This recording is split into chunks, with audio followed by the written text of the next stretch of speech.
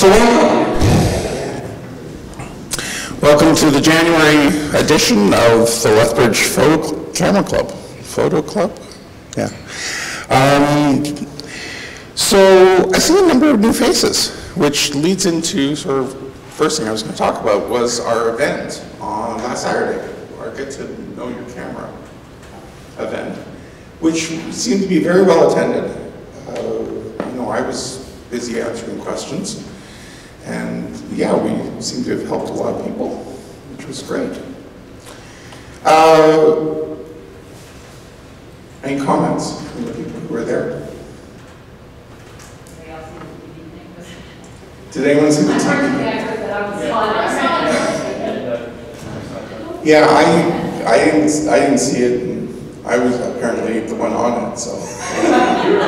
I got a couple people say, oh, you're a celebrity, you're not like, oh my God, they got me. I knew they didn't do what I was saying. So no, I missed it, but I know Gail mentioned that she had seen it. Yeah, okay.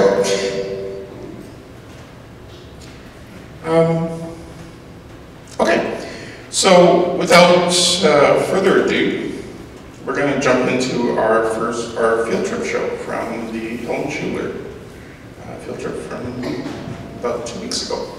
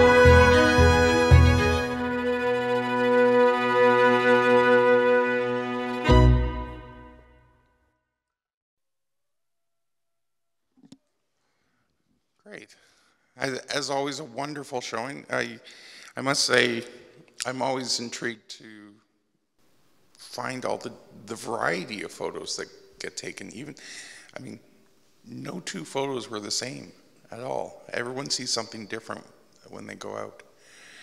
Okay. Okay. So what we're going to do now is actually we're going to hear from Alecia, who's going to talk to us, has our ed segment today.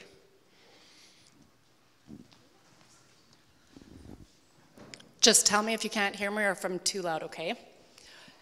You can shut the lights off, thank you. So, quite a while ago, I wrote for a couple newspapers in Saskatchewan. This was actually the first picture I ever had published in a newspaper. I went out and I bought like 20,000 copies and I mailed it to everybody I knew, and of course didn't keep one for myself, but I was so proud. I loved it, I was so happy. And you can keep going. And then this is my write-up. Sorry, it actually was wrapped around my kids' knickknacks, and I found it at the bottom of a bin one day. So that's me. I wrote for the paper for about 4 years. I did everything, anything, some things not fun, some things fun. We lived in small communities, so I really wanted to focus on getting people involved and just capturing the history of the small communities because they were dying so quick. For example, the grain elevators being knocked down. I had always wanted to write for a newspaper, so when the opportunity came up, I jumped at it, and it paid awesome money. It was 50 cents a column inch and $5 a photo.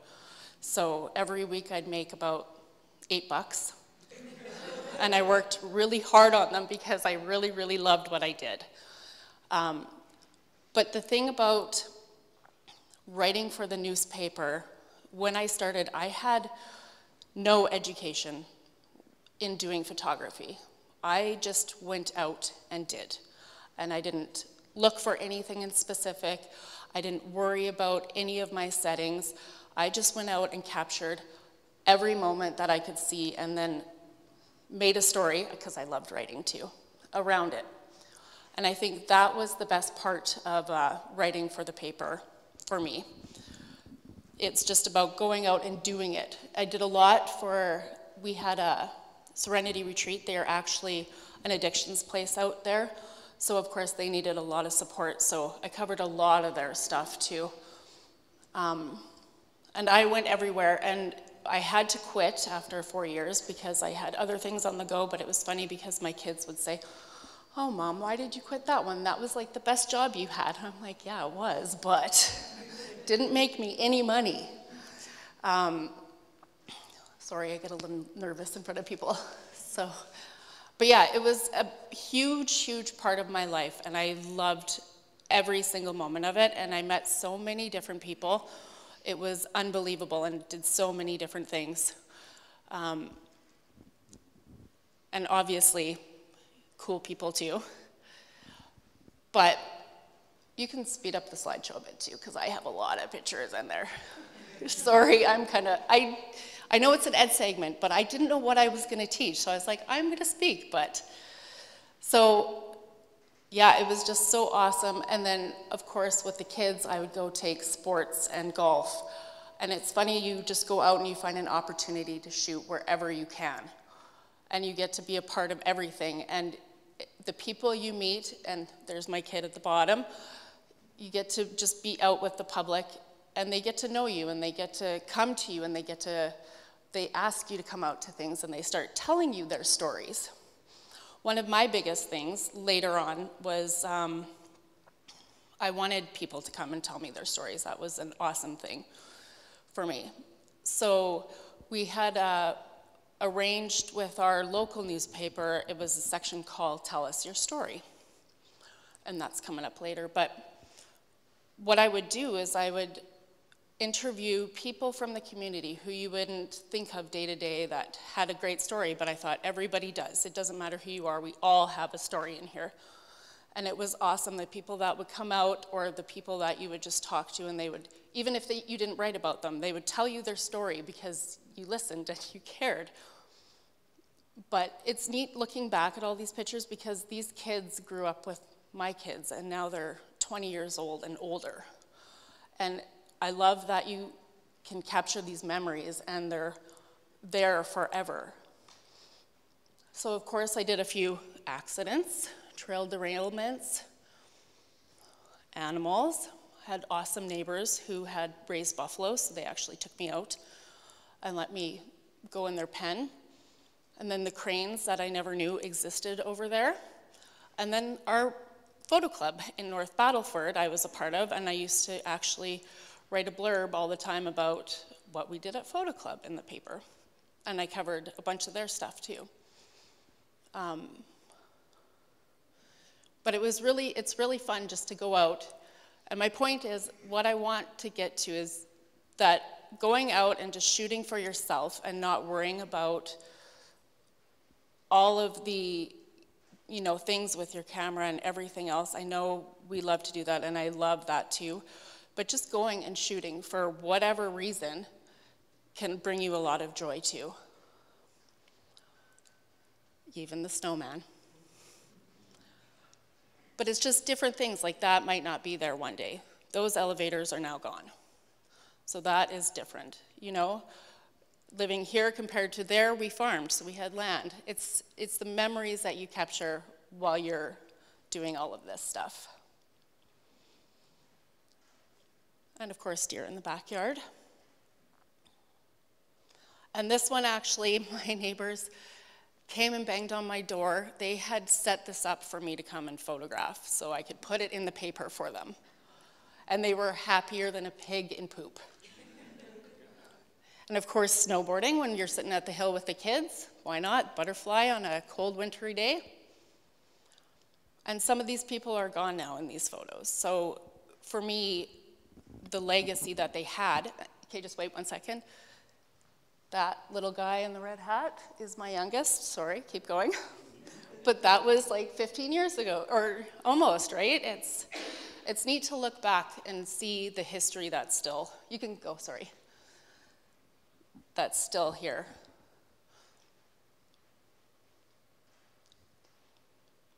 But and this was my favorite one. So I did love to write too, more than I loved to photograph stuff, and that's what my main goal was, but I started photographing too. But this is Cassie Stocks. She's actually an award-winning author, and this was one of my favorite interviews. I had read her book, and I called her up one day, and I said, can we just sit down and chat? And she was like, yep, you betcha. Awesome. But everybody was open to talking to you. You just have to approach them and open it up that way. And then these are starting to get into some of the stories that we did. I started more just focusing on like what was going on in the community and writing little stuff like my friend's last day as the lead singer of a band. It was big news back then. But tell us your story, like the Balloon Man. He was just a normal guy in town, but the kids loved him. He was everywhere. And then she came and taught our babysitting course. But she won the Order of the Red Cross. She was an amazing, amazing woman. And then the neighbor who loved to race horses and actually made her own musical CD. But people got to know them and got to see what our community was about and what we had in the community, which was awesome. And our 80-year-old librarian who's still kicking around today, she's like 90-something. But they loved it. It made them happy. They had fun reading about themselves too. And then just my work at the bottom there for an art series. And then this is, I think, the last one, right? This one, I actually was nominated for an award for that photo through the Saskatchewan Weekly Newspaper Association, and I did happen to win 3rd place. It was quite interesting because when I thought about what photo it might be, that one didn't come to mind, but I was very proud. That's my husband and I at the bottom after a few too many drinks, but that's okay. It was a great night, and you know what, it was really fun just going out and doing it all. So just go and do it. That's my educational part of this one.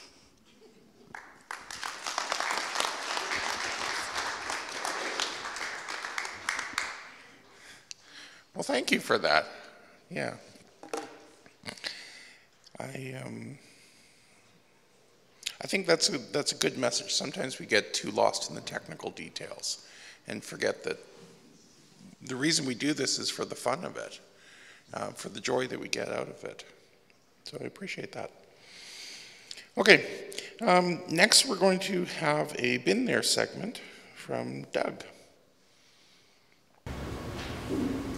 Just as an introduction, this past year has been, said to some people, been a bit of a dry year for me in terms of photography, but I did get out in June. I was out for a week in the Beaver Mines area with the family and did manage to get out and take some photos. Got out by myself a little bit in the evenings and a couple mornings, and this is kind of the result, I guess.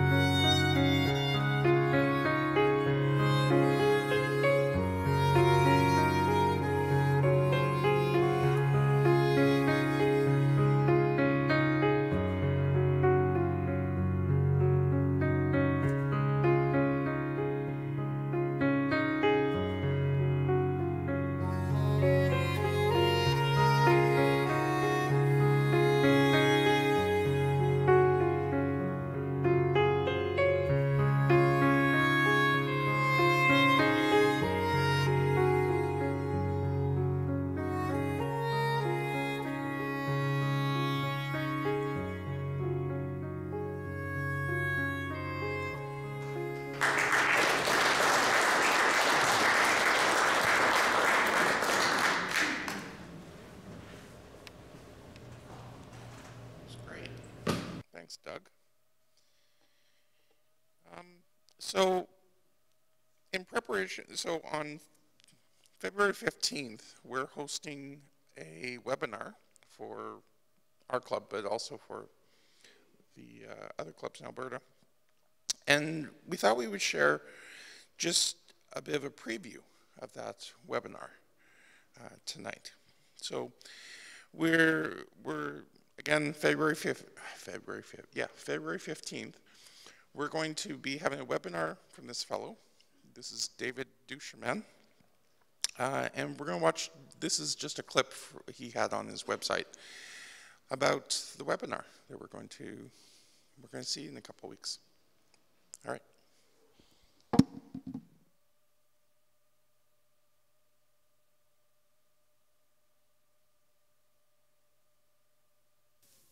All right, this one I could go all day on. And the question is, what is my POV or perspective? And POV stands for point of view. It's a cinematic term, and it really just means where do we put the camera in order to give our true subject its best expression? How do we put the camera somewhere creatively to make this more than a photograph of something, but make it truly about something more?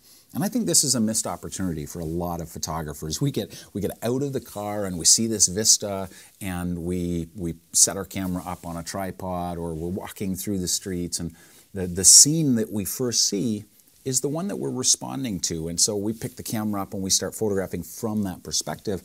And very often where the camera starts is kind of where the camera finishes. It just doesn't move very much. And I think that's such a missed opportunity, because with the camera to our eye and the fact that as we move, the elements in the frame also move, gives us such control over things. We can, just by moving the camera, we can move the lines. We can make elements further away from each other or closer together. If you get closer to something, that foreground element gets bigger and the background gets smaller. So in that sense, you're rearranging the size of the elements in the frame. Spin around an object and you can push them further apart, spin the other way and you can push them, the implied distance between them shrinks, you push them together visually. We have so much control over our scenes, and I want to encourage you to consider your point of view or your perspective all the time. Be second guessing yourself all the time. Could I move the camera? Could I put it somewhere different? This is a shepherd from Lesotho. Lesotho is a country in kind of in the middle of South Africa. There's a little bit of a donut hole there. That is the mountain kingdom of Lesotho. And these cowboys are tough. They're like, well, sorry, they're not cowboys. They're shepherds, but they are like the cowboys of Lesotho. And I really wanted that feeling. That kind of these guys are gritty. They're kind of badasses, and they all have a bit of a Clint Eastwood to them. And I wanted to show that. And so I stumbled upon this guy, and I pulled my Leica out, and he was cool about it, and I was making some portraits, but they weren't very interesting, I gotta tell you, because the first foray was really just to kind of get him comfortable and just to get my creative juices flowing. And so he was standing against this corrugated steel backdrop, and I was shooting like straight on at him. And so it was kind of a mugshot. It was just a set of horizontal lines with a dude in a balaclava, and it wasn't very interesting. But as I started to get comfortable with him and he was kind of cool with me, I started considering my options for moving the camera.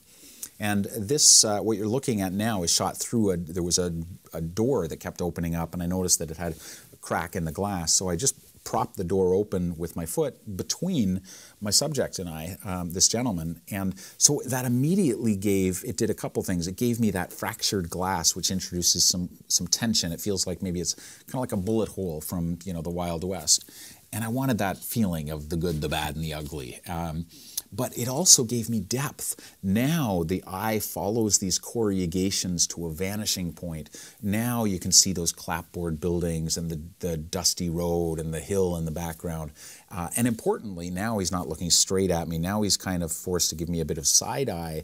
And that introduces some tension as well. And the only thing I did from those first images to this was change my point of view. I just put that pane of glass between me and this gentleman, but everything as far as the impact of the image changed.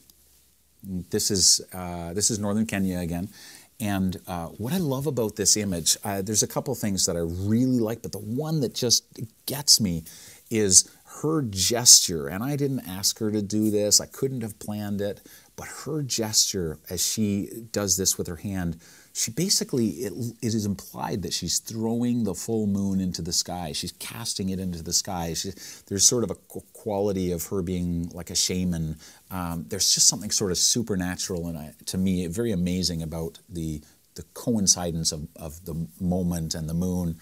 But it has everything to do with point of view.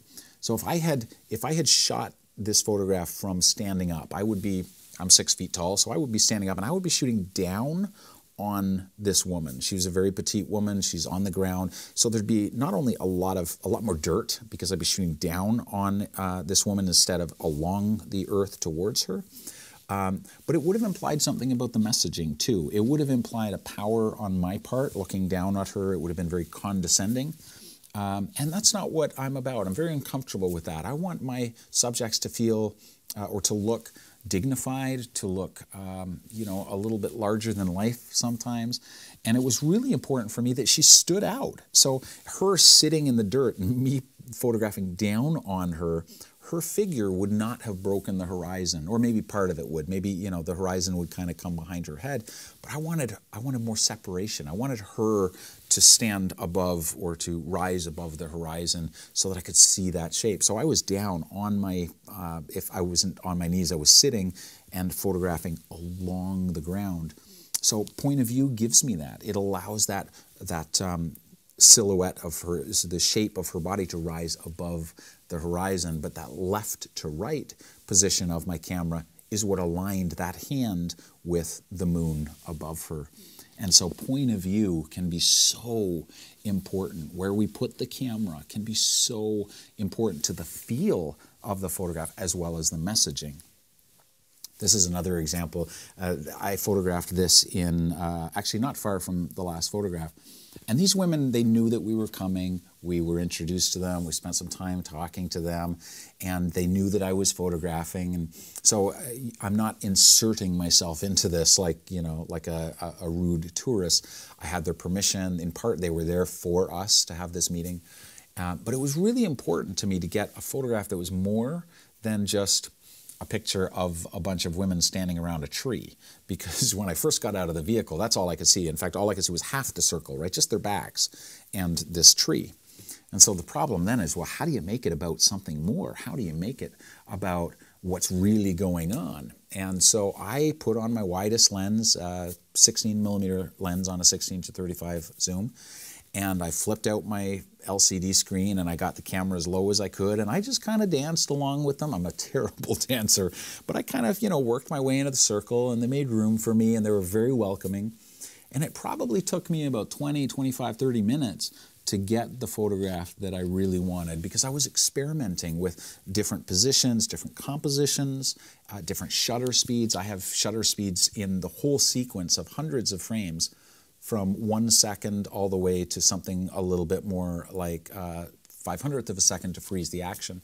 And some of those slower ones, it was a really good idea that just did not work out, but you gotta try. And so I had that flip down screen out, which, by the way, is about the only commentary I'm gonna make about gear. It doesn't matter whether you're shooting DSLR or mirrorless, whether you're shooting with Sony or Fujifilm. I've shot with everything. But these days, it's really important no matter what I'm shooting. And these days, I photograph with Sony gear. But the common thing with all of the gear I've used in the last few years, it all has that articulating screen so that I can put the camera into some great places and not be guessing at the composition, not wonder if I've got it, things level, not wonder if I've got the important stuff in the frame and in the right relationship to each other. I can still see that, and still I can put the camera right to the, right on the edge of the water or around a corner. I can put the camera up or down. So that's my one recommendation. If you're interested in pursuing more creative points of view, consider using the LCD screen on these newer batch of cameras. Even the SLRs these days, if you're using live view, some of the SLRs have fold down screens. But this photograph would not be what it is without that willingness to play and be creative with point of view.